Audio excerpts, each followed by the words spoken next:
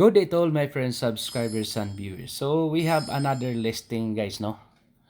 Kini siya is uphill, pataas. Kini, nga property. A total of 12,000 square meters. Duha ni ka property guys. Kining niya sa front is 4,085 square meters.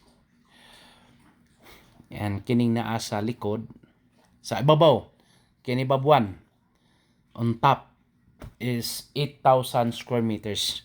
Pero according to our guide, no, kaning sa una man god ilahan niya nga yuta, that is their land according to our guide, that was their land before it was sold to the owner of the present owner. So it is located in Barangay Agsungot, Cebu City,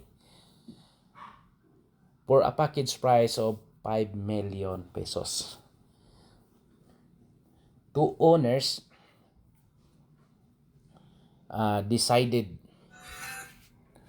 that they are going to sell together. So gusto nila ibenta na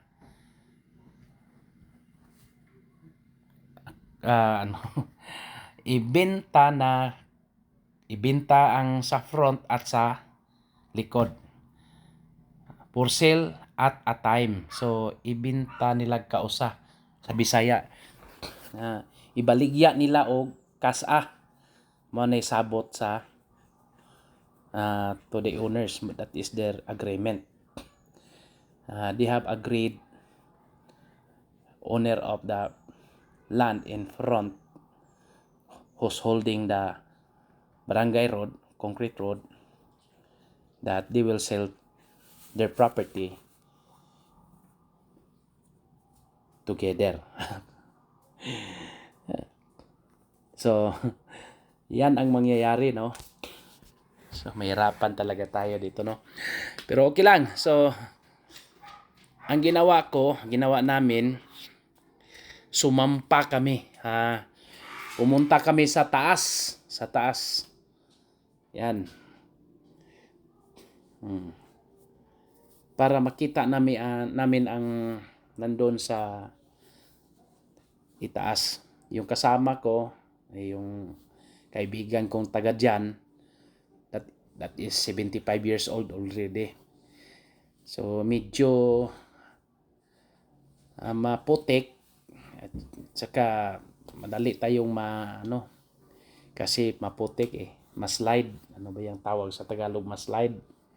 So yun po ang mangyayari, no? So ang maganda dito guys, pwede to gawin mong, kasi maganda ang trail para sa akin maganda ang trail. May mga bahay sa itaas guys, nilagyan lang nila ng footpath. So yun ang maganda dito, no? Pwede natin gawin ng parang camp o ano yung tawag diyan, parang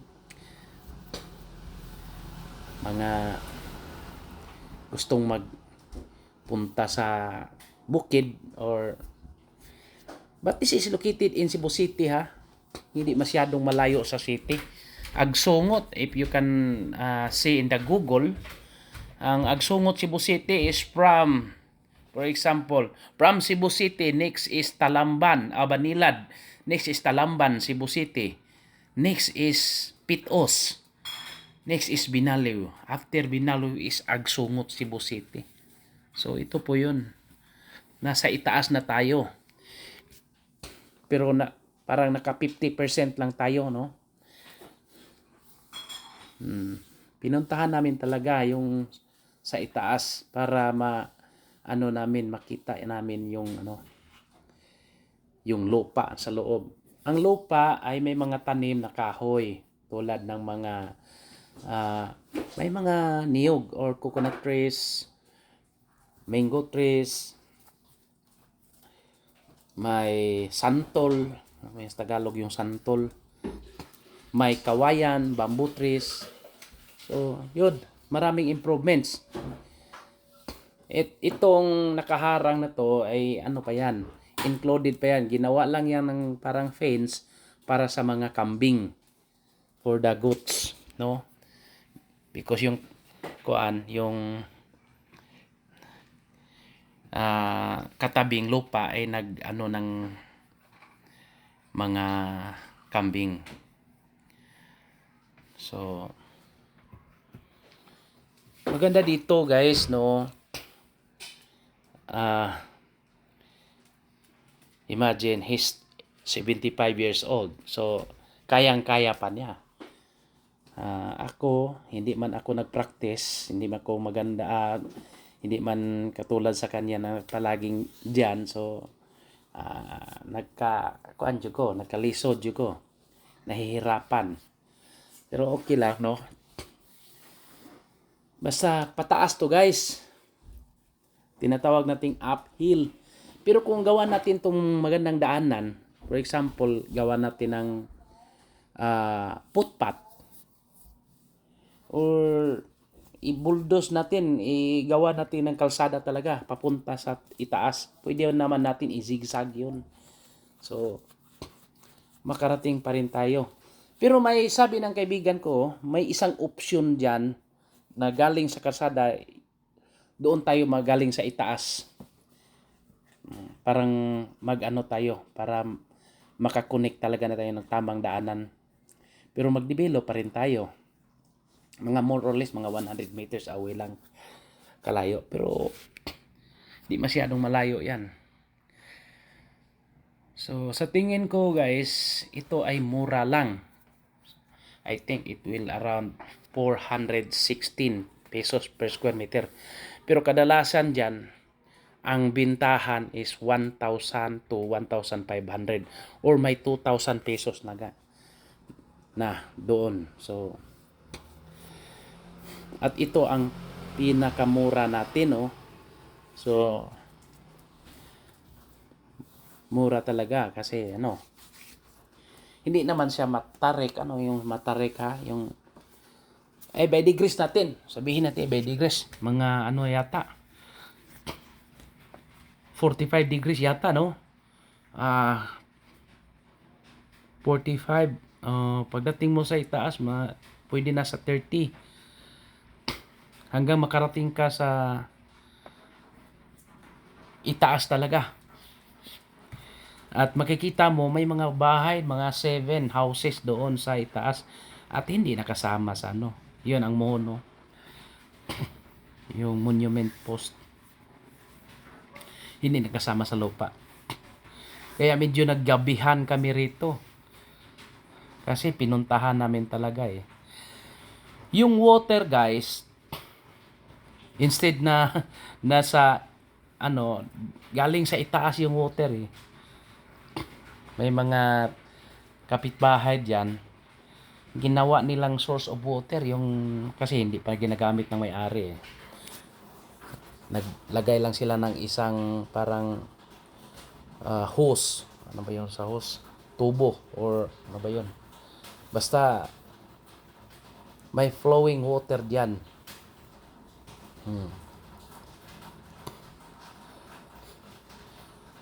So pagdating natin sa itaas, medyo nag-rolling na siya, tapos paakyat na naman. Basta para tayong nag-mountain climbing dito. So para sa akin ito ay magandang gawing mga trail ba. Yung gustong lagay ng camp. So siguro kung medyo depende sa tao kasi siya ay 75 years old na eh. Running mga 75 or 76 years old. Pero parang walang nangyayari. Okay lang sa kanya. See?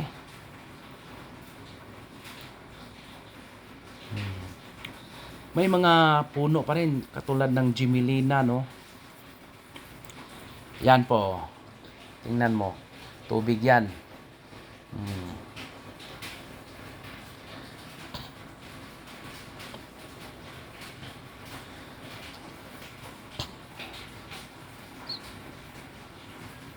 May maraming ano diyan, mangga. Kasi itong kasama ko ay nag-ano to ng mangga ng anong tawag sa bumba ng mangga, nag-ano ng mangga eh. So sila ang magpabunga ng mangga doon at ito ang sa kanyang customer, itong may-ari. At saka lupa nila noon. Kaya kabisado niya talaga yung terrain.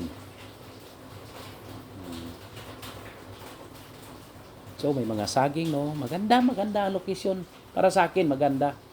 Pero kung ang interest natin ay gusto natin ng mapatag, ay hindi na. Basta ang ano lang sa atin yung uphill lang talaga yung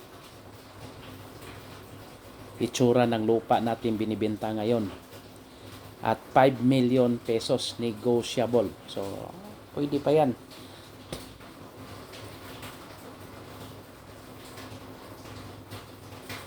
Pwede pa manegosyate.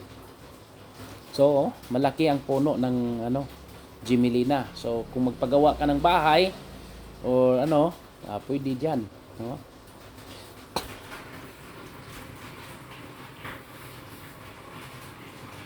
Pwede yan putulin. Tapos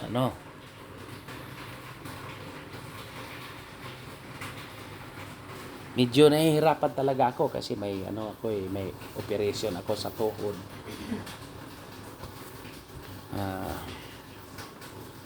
Muntik pa ako nadapa talaga, hindi na muntik, pero okay lang, gano'n naman talaga ang buhay.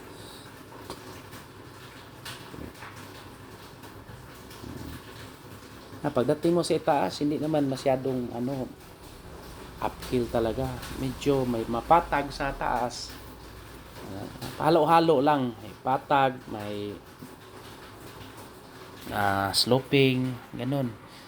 Saka kung isipin natin, parang maganda gawing parang rice terraces ba, parang ganyan ang gawin natin. Ang ibig ko sabihin, parang katulad ng rice terraces, parang ginawang ladder rice yung sitwasyon ng lupa. Kung gawin natin ng ganyan, maganda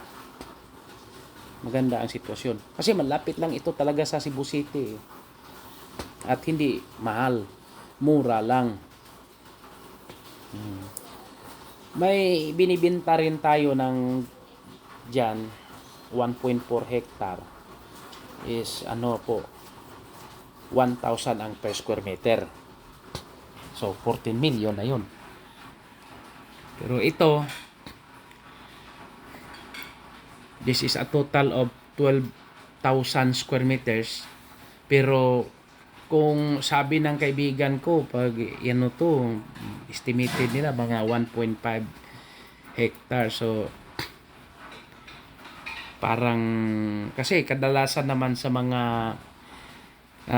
hindi pa ito titulado ang nasa likod, no. Ang sa front is 4,085 ay titulado. So, ang diferensya lang, ayaw pumayag ng nasa front na hindi maano yung sa likuran. So, they have already an agreement na ibinta nila na isang buyer lang. Or depende, kung marami kayo, depende sa atin yon. Maganda po farming talaga, guys. Pero ang sitwasyon, ang terrain lang is uphill. Makita naman natin, di man tumubo yung mga mga tawag diyan, mga kahoy, kung hindi pa maganda ang lupa. So maganda ang lupa, guys.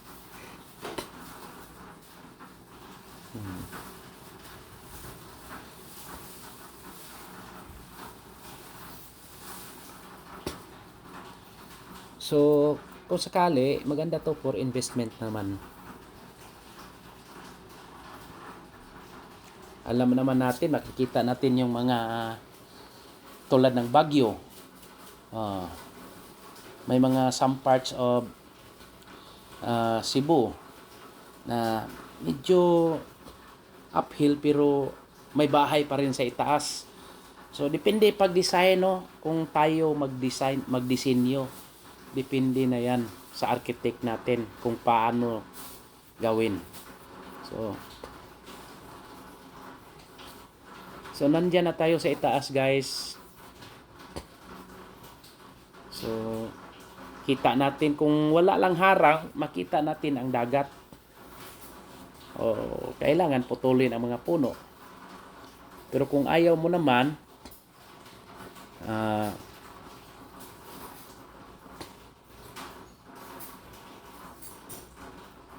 maganda, basta depende sa plano natin, ha. Farming, pwede kayo, magpigiri tayo dito, pwede naman. Poultry, pwede. Ang kapitbahay natin, nandyan man lang sa ibaba. Mayroon kaunti sa itaas. So, dito na tayo sa itaas, guys, no?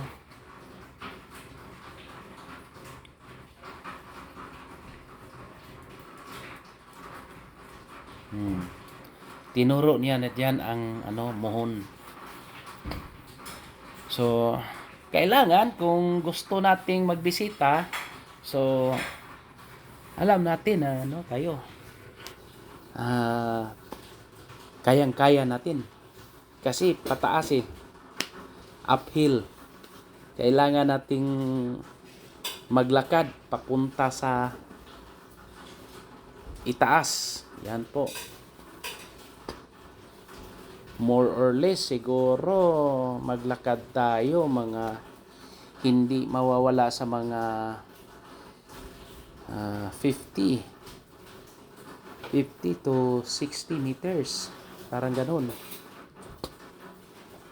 So kamang-kamang talaga kung tayo ang dyan punta. Pero makarating na tayo sa katulad namin dito, maganda na. Hanggang dumating kami sa adjacent, yung hindi na for sale. May mga bahay na doon. At saka maganda na yung sitwasyon. Kasi nilagyan na nila ng footpath.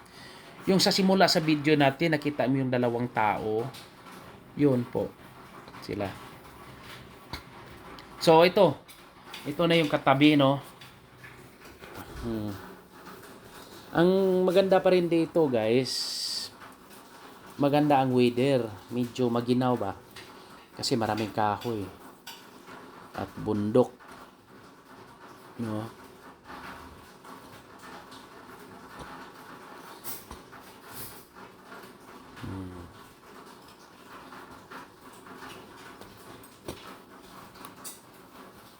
See?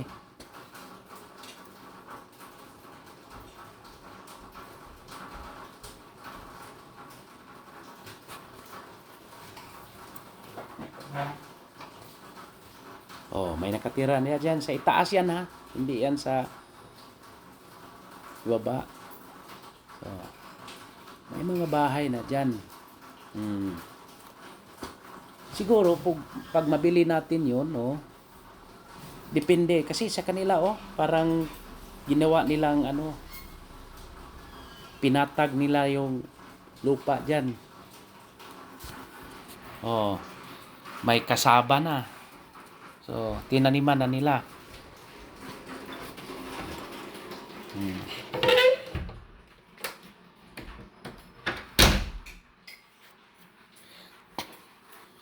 So, may mga... Pero this is not part of the property, guys, no? This is the adjacent, no? This is the adjacent. So, may mga tangkin, So, depende yan talaga pag-design nyo. Pag-design ng property, no? Pag ito, kasi nandyan pa ito sa itaas, Depende pag-design natin. Kasi, walang makaano sa'yo dito. Kasi, medyo na tayo sa itaas. Signal is good. Mas lalong gumanda ang signal. So, if you have a car, doon lang sa kalsada. Pwede naman bulldoze. Yung natin.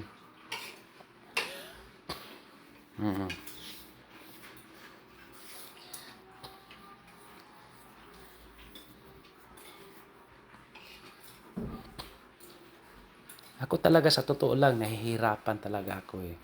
Kasi medyo ah, hindi tayo master maglakad sa ano, mga medyo bakilid yung sloping na lupa. Pero ito, dinesign nila to. So yan po. May bahay na. 7 houses sila lahat yan. Mga native houses. May tindahan pa. See? Maganda no? Pinatag nila yung taas. Basta depende sa design natin guys. Depende sa design natin. Oh. May basketball court pa. Oh. Malaki ng patag. Pero noon, ganyan din yan. Kasi hindi yan talaga ano.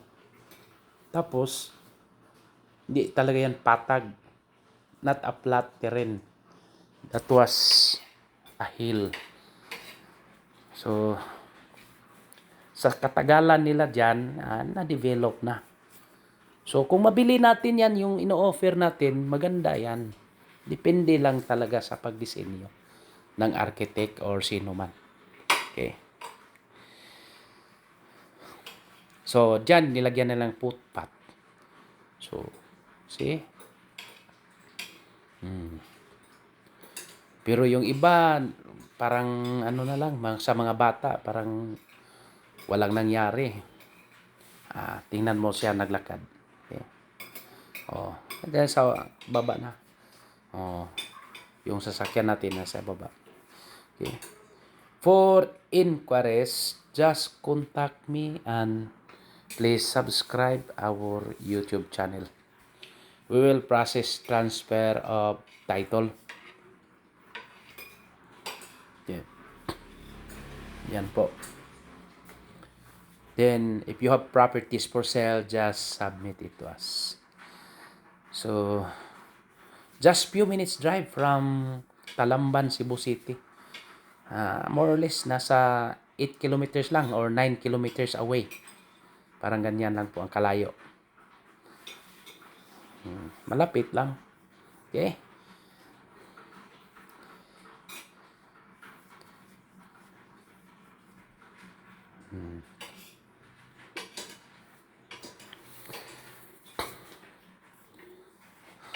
Okay. Again, thank you. Thank you very much. And God bless to all. Happy viewing. So, gabi na. Bye.